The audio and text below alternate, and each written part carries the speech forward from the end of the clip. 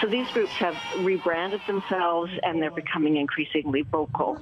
It has been 31 years since Canada's Supreme Court overturned laws that previously criminalized abortion.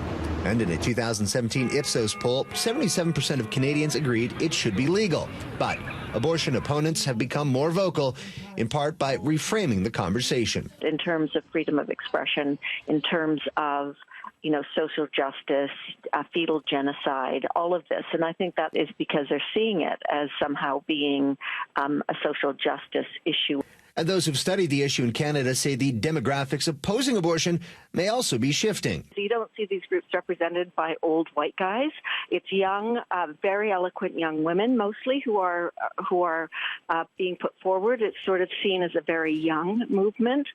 To that end, groups have been working to nominate and elect candidates to support the cause, throwing their support largely behind Conservative candidates. But it's unlikely that even a provincial premier would get the kind of support necessary to institute significant changes on this issue. Both Doug Ford and Jason Kenney have said they do not intend to reopen the debate, despite some of their caucus members openly advocating for that. And even if a premier did, they would be unable to follow Alabama's lead in banning nearly all abortions. A province cannot make it a criminal offense to perform or obtain an abortion, whereas in the United States, a state legislature can do that. So the combination of that and just the way the U.S. political system is structured, their legal system is structured, there are just more openings and strategies available.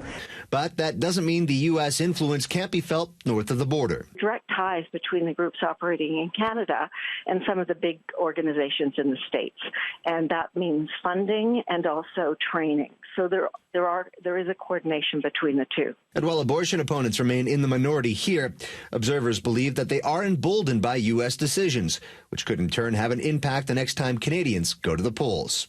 And there's no question all of these groups are gearing up to do this strategic, figuring out what ridings are winnable with a pro-life candidate, which ones aren't. In Edmonton, Courtney Theriault, City News.